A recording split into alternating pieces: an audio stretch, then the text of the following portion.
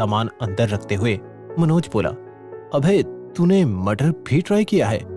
मनोज आज मत पूछ यार, आज थक गया मैं, कल बात करेंगे और डर मत, तू सेफ है। अभय ने इतना बोला ही था कि उसे किसी के आसपास होने का एहसास हुआ। अभय झट से बाहर गया। उसने घर के चारों तरफ देखा और आसपास के इलाके में भी, वहां पर कोई नहीं था। मुझे वहम तो नहीं हो सकता, कोई तो आया था यहाँ। देर रात अभय के पास सानिया का फोन आया। अभय ये देखकर अलर्ट हो गया। क्या हुआ Sania, is everything all right? नहीं, कुछ ठीक नहीं है अभय, एक बहुत बड़ी प्रॉब्लम हो गई है। डोंट वरी सानिया, मैं अभी आ रहा हूँ। अभय सानिया के विला की तरफ भागा और जल्दी से उसके रूम में पहुंचा, लेकिन वहां पहुंचकर देखा तो सानिया बिल्कुल ठीक थी और अभय को देखकर मुस्कुरा रही थी। तो तुमने मेरे साथ मजाक किया, छोटा सा, आज शाम से मुंह सड़ाकर बैठे हो, मुझसे बात भी नहीं की। सानिया, पूरी दुनिया को लगता है कि मैं खूनी हूँ, सब न्यूज चैनल्स और न्यूज़पेपर्स की हेडलाइन में हूं मैं। अब ये सेलिब्रेट करने वाली तो बात है नहीं। अभय, तुम सानिया राठौड़ के फियांसे हो और अब तो कैसे न तैसे न्यूज में बने ही रहोगे। डोंट वरी, मीडिया का यही काम होता है, कुछ टाइम बाद सब भूल जाएंगे। क्या तुम भूल पाओगी सानिया? अभय ने यह कहते हुए सानिया की आंखों में देखा और नजरें मिलते ही कुछ पलों के लिए सानिया जैसे जम सी गई। उसने अभय की आंखों में इतनी सीरियसनेस आज पहली बार देखी थी। सानिया चुप रही तो अभय फिर से बोल पड़ा, सानिया, मुझे बिल्कुल समझ में नहीं आ रहा कि इन सब बातों से तुम्हें कोई फर्क कैसे नहीं पड़ रहा। कुछ दिन पहले तक तुम मुझसे एंगेजमेंट नहीं करना चाहती थी और आज आधी रात को अपने कमरे में बुला लिया। अचानक से इतना भरोसा कैसे करने लगी तुम मुझ पर? सच बताओ, कोई गेम खेल रही हो मेरे साथ? अभय, तुम्हारी तरफ वेली नहीं हूं मैं, एक कंपनी संभालती हूँ। ये गेम वेम मुझे खेलने नहीं आते और मुझे यकीन है कि तुम्हें भी नहीं आते, इसीलिए दुनिया क्या बोलती है मुझे सच में कोई फर्क नहीं पड़ता। मतलब तुम पर मेरा जादू चल ही गया, मैं बंदा ही ऐसा हूं यार। ज्यादा उड़ो मत, ये तो मैं सब कुछ तुम्हारा मूड ठीक करने के लिए बोल रही थी।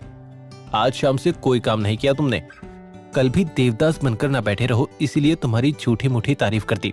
अब जाओ, सोना है मुझे, नहीं गए तो पापा को बुला लूंगी। नहीं, मिस्टर राठौड़ को नहीं, मैं जा रहा हूं।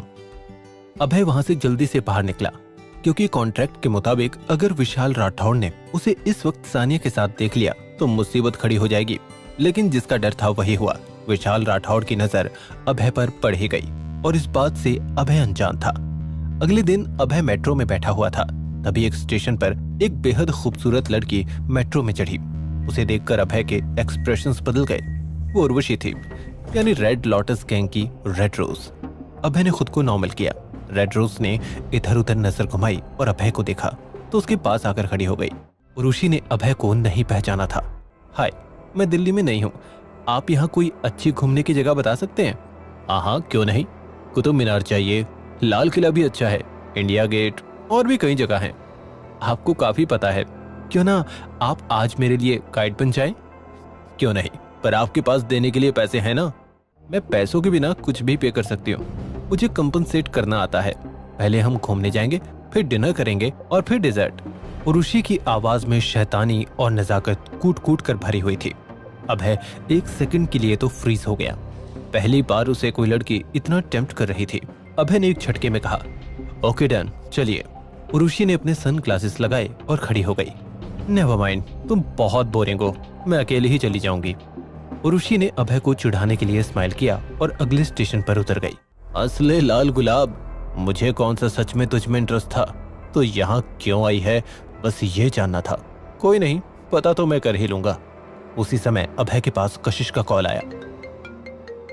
हाय अभय, कल मेरा बर्थडे है, कुछ खास दोस्तों को ही बुलाया है, प्लीज जरूर आना।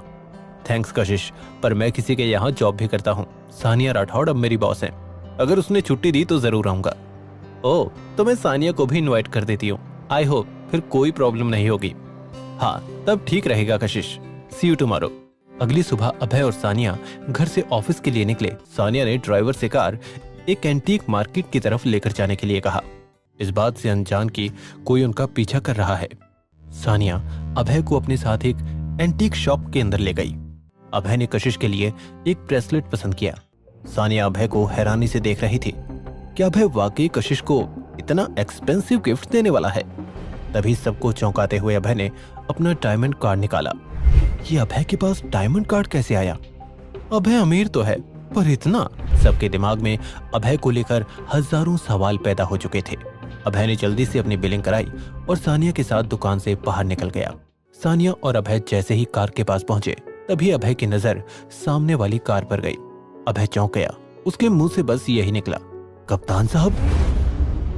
ये जानने के लिए देखिए बंदा ये बैड ऐसे का अगला एपिसोड सिर्फ पॉकेट एफएम के YouTube चैनल पर। और बंदा ये बैड ऐस के सारे एपिसोड्स को सुनने के लिए डिस्क्रिप्शन में दिए गए लिंक से डाउनलोड कीजिए पॉकेट एफएम ऐप।